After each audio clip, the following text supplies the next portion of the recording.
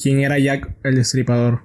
Para responder a esta pregunta, primero nos pondremos en contexto. Era el año 1888, en la ciudad de Londres, la cual era quizás el centro del mundo en aquel entonces, pero también en ciertas partes era un laberinto de barrios marginales, sucios y repelentes, adictos al ginebras y mujeres de activa vida nocturna. Londres experimentaba una gran explosión demográfica, ya que llegaban inmigrantes de todo el mundo a buscar trabajo. Sin embargo, no era la tierra de grandes esperanzas que todos imaginaban. En el extremo oeste, el barrio más pobre de la ciudad, el aumento de la población causó fricción entre los nuevos habitantes y los nacidos en esas calles. Por otra parte, los dueños de fábricas y negocios estaban contentos con la mano de obra barata. En ese tiempo fue cuando Jack el Destripador comenzó a ejercer su oficio, y te preguntarás cuál era su oficio. Bueno, principalmente fue raptar a las trabajadoras de la calle y las mataba brutalmente. A veces les rasgaba la cara con una cuchilla como un animal, y otras veces le cortaba órganos con una precisión de cirujano, por lo cual las autoridades sospechaban que era un médico o cirujano. Las autoridades de Londres patrullaban las calles preguntando de casa en casa 24/7 si todo estaba bien por la zona. Los ciudadanos de la zona creían que Jack era un aristócrata, es decir, alguien de la clase alta, que estaba bien protegido, porque por más que lo buscaban los policías, poco se logró descubrir sobre él.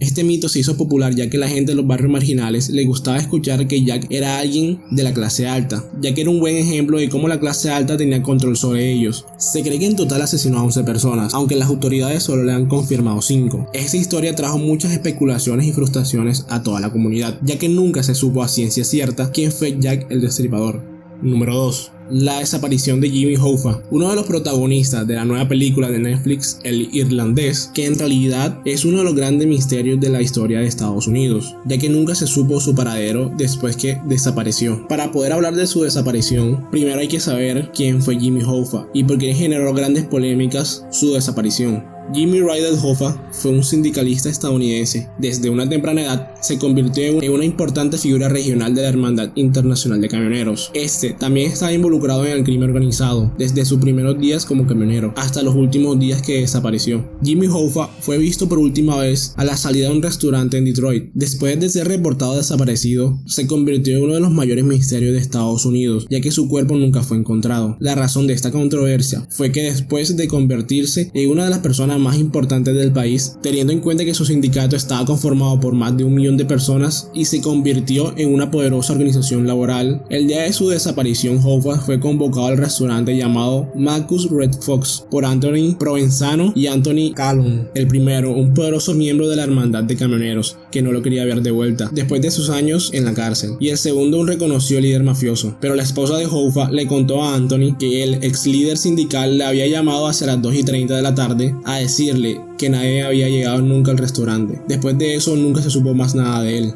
Número 4. Ed y Lorraine Warren. Ed y Lorraine Warren fueron 2 investigadores de misterios y hechos paranormales de Estados Unidos. Ed era un veterano de la Segunda Guerra Mundial y Lorraine poseía el don de la clarividencia, permitiéndose entrar en trance como medium para conectar a los espíritus. Los Warren tenían una colección de objetos paranormales, de los cuales una de las más importantes es la muñeca de Annabelle. Según los investigadores, Annabelle real data de 1970, cuando una muñeca doll fue comprada en una tienda de antigüedades por una mujer para su hija. Antes de llegar a la casa no le prestaron mucha atención hasta que comenzó a cambiar de posición. Aún así, los dueños no le prestaron mucha atención a lo sucedido hasta que comenzó a moverse dentro de la casa. Varias noches después, la familia al regresar de la casa encontraron a la muñeca cubierta de sangre. Al final de todos estos hechos, los Warren llegaron a investigar este caso y sus resultados concluyeron que efectivamente la muñeca tenía una posesión demoníaca, la cual se llamaba Annabelle. Ahora mismo la muñeca se encuentra en el Museo de Ocultismo en Connecticut, donde cualquier persona puede verla. Número 5. ¿Quién es el asesino del Zodíaco? El asesino del Zodíaco fue un asesino en serie que acechó el norte de Carolina entre los años de 1968 y 1969. Este caso llegó a tener 2.500 sospechosos. El asesino del Zodíaco le enviaba cartas a la prensa sobre su identidad y a través de estas cartas se atribuyó el asesinato de 37 personas, aunque el FBI solo le atribuye 7 víctimas reales, 4 hombres y 3 mujeres. Del resto se cree que se aprovechaba de crímenes sin resolver y se los atribuía. Él comenzó a escribir cartas en 1969